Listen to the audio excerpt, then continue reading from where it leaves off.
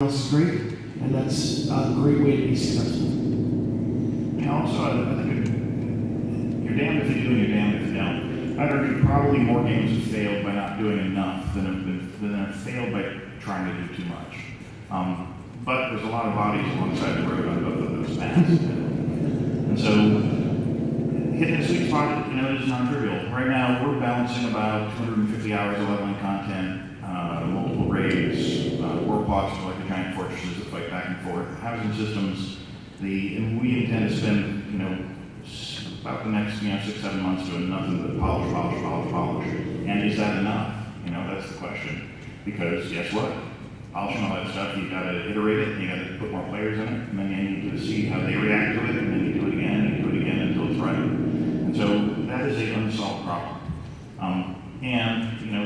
Time and money are both valuable resources that are doing that, so you need to be very smart and very clever how you do it. The best thing to do, I would argue, is take a number of individually simple systems that interact in interesting ways.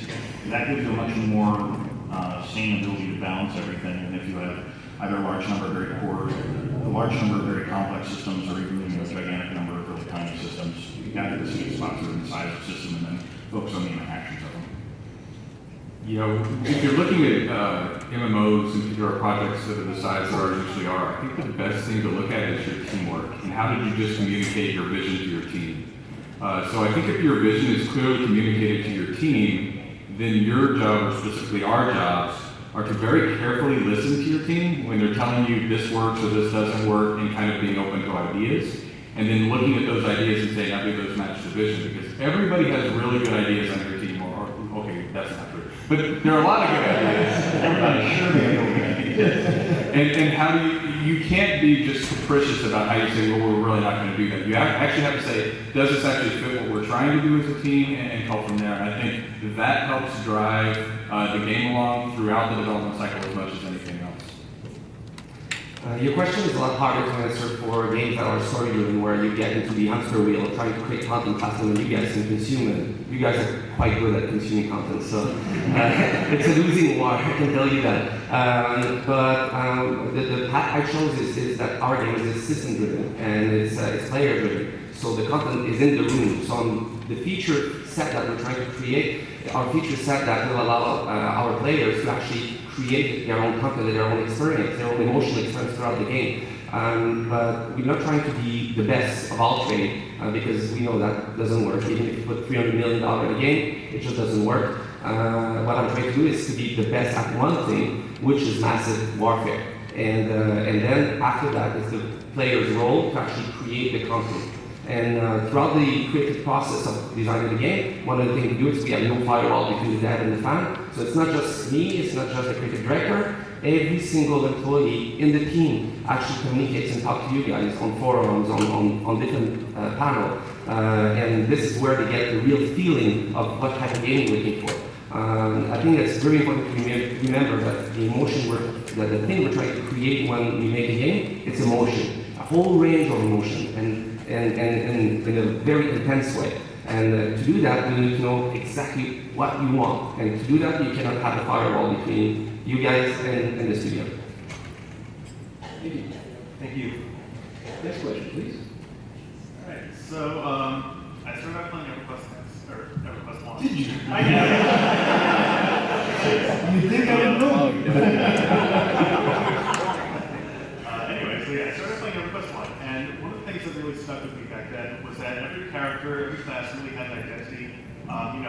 A wizard wasn't just someone who did DPS by throwing fireballs. He was someone who could provide evacuations, teleports, things like that, really interact with other people in the world. You had abilities like Bond Infinity, you had magicians who were suppliers of some goods. Over the years, we've seen streamlined stylists, we've seen classes that their abilities basically meant to what can they do in combat, and what can they do within their team itself. We step outside box, don't have that so much anymore. So, where did all that go? Where did that identity go? Wow. Okay. Miguel, your turn. I didn't get the question. So where did the complexity of characters and what their role was within a party go? Yeah, that's a good question, and it's actually linked to the question before. When the studio has is OCD about creating huge volume of content because they're afraid that you guys will play it through the first 2 weeks of the MMO being launched, and then after that they'll be, have nothing to do. So they tend to not go deep in each character. That's something that we avoid when I made Secret World. That's something that was very, very important to us to go deep into who's the character. And I think that in this panel, in the upcoming games, from what I've seen so far on the story-driven type of MMOs that are coming out, you'll see that depth of character coming back. Yeah, again, I think that sometimes what works for one game doesn't work for another, so it's really hard to provide kind of a universal answer to that. I'd say that there's a lot to be said for class games and reliance on people, but one of the weaknesses with classes is it tends to be that John, who's the healer, can't make it Tuesday because he's got to take his kids to school or school function or something. And I think that when you have that and it interlocks so carefully, you have to be really careful about that splitting up the players and splitting up the community. So there's a lot to be said for it because roles are really great and really easy to understand, but they've got some drawbacks. The reason that hasn't been duplicated is because that was a really sweet game design, and it would be very hard to duplicate it, or it'd be very hard to build on it without duplicating it. Why was it sweet? It's because there were a ton of classes, and it embraced the Trinity, and the Trinity was young at the time. Hey, you gotta have your damage, you gotta have your tank, you gotta have your healer. And then beyond that is quadropity, it's also crap control, you need your enchanter. What was brilliant about that design was there was a large number of classes. And the party didn't just have to have those 4 things. Also, every party had to have snare, or the monster would run away and bring all Black Burrow down on your head. And if that dungeon poured in on you, but one monster ran away. You young whippersnappers didn't play. And if the dungeon comes on your head, we need another class that has an escape spell, as you sort of mentioned. And you need to have somebody with a mono generation spell. And so, because there were so many classes, this was awesome because if you had, 4 out of your 6 filled, and you have your basics, well now you still need someone who snares. That means your next spot needs to be a ranger, it needs to be a druid, it needs to be one of the classes that can do those sub-roles. And the sub-roles were critical for group play because after level 6 you had to play in a group, and so you were able to design all those classes around group play. And I don't know if that was intentional, or I don't know if that was grew or emerged over the course of the gameplay. It was a really sweet freaking design, and it has not really been duplicated well since. Warhammer Online poked at that a bit with large number of classes and some individual roles, but because again, it's not a world anymore, you can kind of force people to group at level 6. No one succeeded with that kind of since EP1, or they have bias. I'm very interested in your answer to this, though. So am I, since I can't talk about everything yet. The original EverQuest was kind of running up against something that nobody had ever come up before, which was basically we're trying to get people to cooperate with each other. They were trying to get people to be social, trying to get people to get out of a single player mentality and be able to adventure with groups. And so when they started on the Holy Trinity example, it was a really great mechanism. Times have changed, the world has evolved, and honestly, the real key is to come up with a system that gets people to actually play with each other still. It doesn't necessarily have to be the same thing. And in fact, one of the things that people have kind of chafed at in recent history is being locked into a class for a long period of time. You don't feel like you don't get to play that persona anymore. You have to keep changing your character all the time. So some of the stuff that we're starting to nibble around with, and not just on our games, but on the whole industry, we're starting to nibble around onto the idea of roles can be extremely flexible. And how cool is it if your character can actually participate in many different roles? That doesn't mean that those roles aren't important in a combat situation. It doesn't mean that you still don't need somebody that interposes their body between the monsters and your friends that are weaker than you. It doesn't mean that you don't need somebody to take care of buffs and crowd control and all that other stuff. It just means that you might be able to get to approach it in a different way. I'm looking at the end, so I can think. I think some of the interesting things as MMOs have developed is they started off very harsh. There was lots and lots of different penalties. You would die, you would lose experience and levels, you would lose all your stuff. And we had all these kind of really harsh mechanics, which was really good and fun as a developer because we could solve those or give you tools around them, and it gave you a lot more things to divvy out between different professions and things like that. And so as I think time went on and we decided, as designers, well, maybe we were too harsh in those and we're driving too many people away or different things like that, then it we give up some of those tools and some of that kind of, pain or things that we can alleviate with classes, and that gives us fewer tools. And so then we kind of have to push those into different areas, whether it be making different game types or making things that a player does outside of combat, and really trying to or really interesting movement travel systems in the games. And so we're kind of always trying to look back at those mechanics and see which ways we can kind of hark to them and get that feeling of those things without having to add some of those penalties that existed in the game that allowed some of those things to exist. I mean,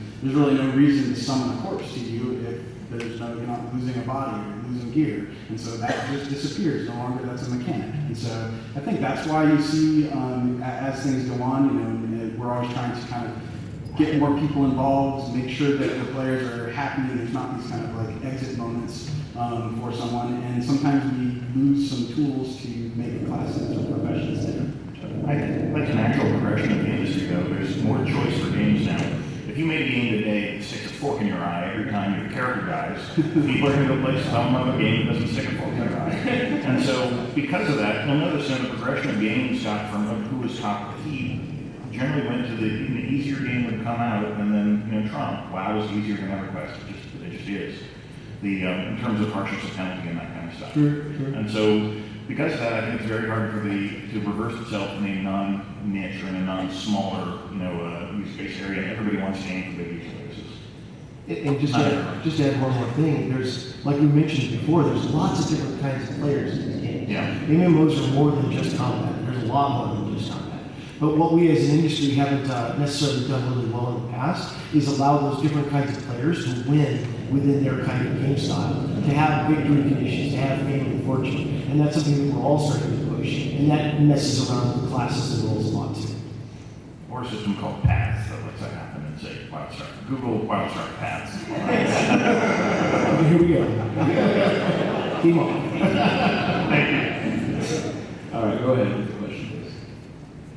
All right, testing my distance. Okay. So I once again, like you mentioned, the first MMO I ever played and fell in love with, which was Ultima Online. And much to my dismay, when World of Warcraft came out, it sort of spawned a whole legion of like clones that came after it. And I felt like ever since then, the MMO genre, and not just MMORPGs, but MMOs in general, have sort of been pigeonholed into being very similar to WoW. And I'm really big on emergent gameplay. The other genre that I love playing a lot, that I feel is sort of struggling to maybe move forward, is MOBAs. And it's a much newer genre. They're still deciding how still deciding how it's going to form and everything. But my question is, what is the biggest obstacle that MMOs face right now for branching out more, for getting away from maybe the D&D style RPG? Because I know I'm sick to death of it. Like I played WoW for so many years, and I just hit a limit. It doesn't matter how many things they add. I'm done at this point. But what's the one thing like standing in the way the most of applying the idea of a much larger player base in a single world to other emerging games? So how can they break free from the mold? Yes. All right, Isaiah, go for it. Sure. I think some of it is like I was saying, when you're the first MMO you ever play, you remember all of the systems. You remember all the things that are good about it. Sometimes you'll forget about some of the downsides you had. And I think as different games come out, especially like WoW, which drew a whole lot of new people into the industry. I think as developers, we love all of each other's games because it's always kind of pushing each other in different ways. And when we see one succeed, it's just bringing more people into kind of the family of MMOs. And so when that does, there's going to be a whole lot of people out there that their first MMO was WoW, and that was the big thing that they learned. And so they're going to look at every future game and look for some of those systems. And I think some of that time when with the MMOs are kind of there's the big one, whoever's the best at the time, they're making the most, and so everyone's always looking at them, and it can kind of stagnate development sometimes, trying to kind of compete. And so it's nice when different tools and technology comes out and people can make all sorts of different games. It really allows a lot more innovation and stepping away from that mold. You get little games like Eve that gets to survive with a smaller audience and just always building and building and building, and it's always super cool. You always look at that to design and see that's a great success. And so I think that's one of the big things is the more and more people that come in, sometimes people try to aim at those audiences and they're big and they stifle some of their own innovations. Yeah, some of the answer is business too. These things cost a lot of money to make, I mean a lot of money to make. And that means that you have to have some